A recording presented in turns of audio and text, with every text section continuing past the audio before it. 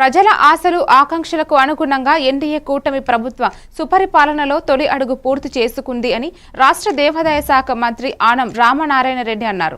CM Chandrababu నాయకత్వంలోని తమ ప్రభుత్వం దృష్టి పెట్టిందన్నారు. రేపటి నుంచి 30 రోజుల పాటు ఇంటింటికి తిరిగి ఈ ఏడాదిలో తమ ప్రభుత్వ హయాంలో చేపట్టిన సంక్షేమ అభివృద్ధి కార్యక్రమాలను ప్రజలకు వివరిస్తామన్నారు. మన నియోజకవర్గంలో ఆత్మకూరు నియోజకవర్గంలో 278 బూతులు ఉన్నాయి. 278 బూతులకి బూత్ కన్వీనర్లు ఉన్నారు, మా పార్టీకి కో కన్వీనర్లు ఉన్నారు, మా యూనిట్లు ఉన్నాయి. పార్టీ పరంగా యూనిట్లకు కూడా కన్వీనర్లు, కో కన్వీనర్లు, క్లస్టర్లు ఉన్నాయి. క్లస్టర్లకు సంబంధించి కన్వీనర్లు, కో కన్వీనర్లు ఉన్నారు. ప్రతి మండలానికి కూడా పార్టీ కమిటీ ఉంది, అనుబంధ కమిటీలు ఉన్నాయి.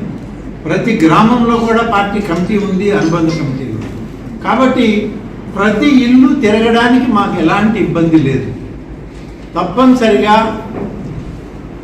కూటమి నాయకత్వంలో ఉన్నటువంటి కార్యకర్త మొదలు నాయకుల వరకు అందరూ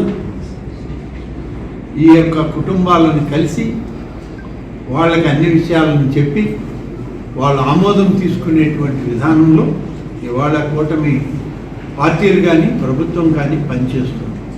కాబట్టి ఈరోజు ఇవన్నీ కూడా చూస్తే మరి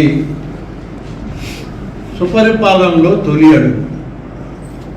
అడుగు అంటే 1 సంవత్సరం గడిచింది, 1 అడుగు పూర్తయింది. 2వ అడుగు వేయడానికి మేము సిద్ధంగా ఉన్నాం.